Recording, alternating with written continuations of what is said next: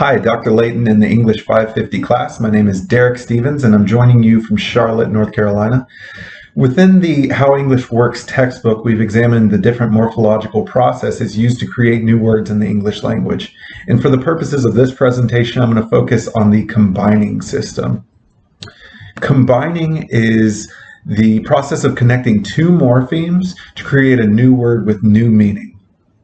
And within the combining system, there are four subcategories: compounding, prefixing, suffixing, and infixing. I'm going to break those down for you now. Compounding is blending two whole words to create a new word with its own meaning. And an example of that is in the word lawmaker. So you're putting together the two words law and maker to create a new word that means someone who creates laws, lawmaker. There are requirements with this process, however. When you put together two words, both of those words in the compound need to contribute to the overall definition of the new word being created. For example, if you were trying to create a word like electric television, all TVs are powered by electricity, so it wouldn't really, you wouldn't need to add the word electric. That doesn't add anything to the new definition. So you'd be just as well off using the word television. The next subcategory is prefixing, and that's when you add a prefix to the beginning of a root word or matrix. And an example of this is in the word antisocial. So you have the prefix anti, and that means the opposite of, and you're adding that to the word social. So you're getting the opposite of social, which is antisocial. The next subcategory is suffixing, and that's when you add a suffix to the end of a root word. And an example here is in the word darkness. So you have the root word dark, and you're adding the suffix ness, which means the quality or state of. So the word darkness here means the quality or state of being dark. And now finally, the last subcategory is infixing. Now this is more rare in the English language, and it's usually an informal process used for emphasis. But we're adding an infix to the middle of a root word, and an example of this is in the word fan-freaking-tastic. So if you have the word fantastic and you're adding the word the infix freaking into the middle of it for emphasis, so the word becomes fan-freaking-tastic. Now I'd like to take a look at the early evidence of combining, and really there's no better place to look than in the works of Shakespeare. Shakespeare is credited with having created 1,700 words, and many of these were created with the combining word process. So we'll look at some examples from his works. Some early evidence of compounding. Here is a quote from his play, The Comedy of Errors.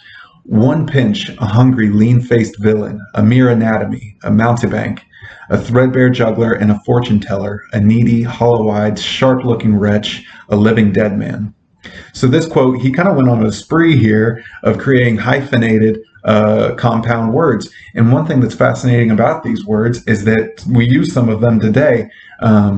Shakespeare is credited with having created the word fortune teller, and it's something I think is fascinating that we use that all the time.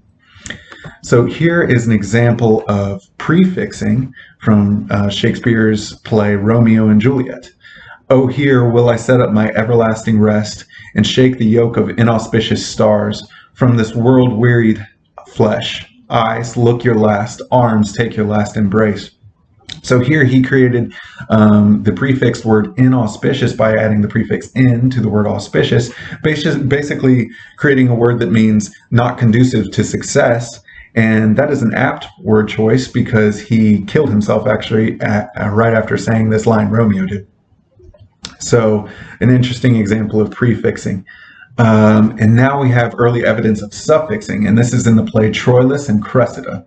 I won't read the whole quote here, but we have, when water drops have worn the stones of Troy, and blind oblivion swallowed cities up, and mighty states characterless are graded to dusty nothing, yet let memory, from false to false, among false maids in love, upbraid my falsehood.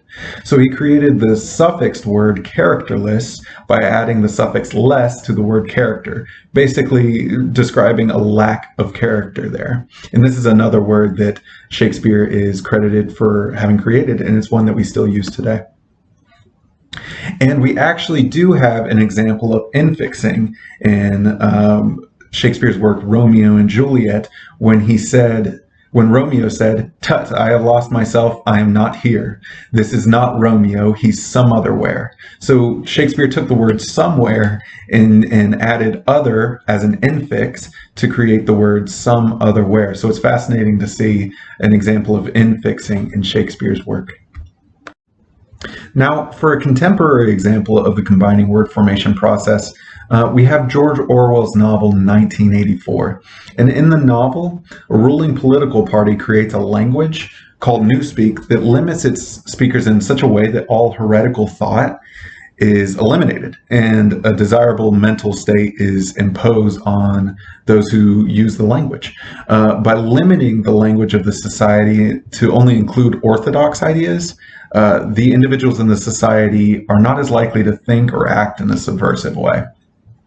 The Ingsoc political party uses the combining word formation system to accomplish goals of domination and of control. So the name of the language itself is a compound. It's called Newspeak, and a lot of the words within Newspeak are compounds and use the combining word formation process. One reoccurring word in the novel is thought police, and this is a compound which describes the law enforcement, which monitors and suppresses the heretical ideas. Another word that is brought up a lot in the novel is goodthink, which describes a set of thoughts and beliefs that is in accordance with those established by that ruling party. And we have a few examples of prefixes in Newspeak. So suffixing and prefixing is used in Newspeak to remove unnecessary words and to limit the language to basic necessities. For example, because the word cold exists, you don't need a word like warm. You can just call something that is warm uncold. Instead of the word frigid, you could use the word plus cold, and the word double plus cold could replace the word freezing. So it's a way of limiting the language to really only the words that you need to get by with. Some examples of suffixing in Newspeak involve the elimination of unique words by modifying the suffixes. For example, rather than using the past tense word spoke, you could say speaked. Rather than use the past tense word thought, you could use the word thinked. And then rather than using the words better or best, you have the words gooder and goodest. So if you have the word good, you really don't need to use these unique words better and best. So it's a way for the ruling party to limit the language and those who use it. So George Orwell seemed to be warning against the oversimplification of language and the limiting impacts this would have on our society's ability to think critically and act on our freedoms. While I think the combining word process in this extreme could be very limiting, I don't think it's limiting in our own English language. I think it's very convenient and a good way of using it, but I see George Orwell's point that it could be limiting if we eliminated too many words that are unique and provide color to our language. And here are some works cited, and thank you for your time.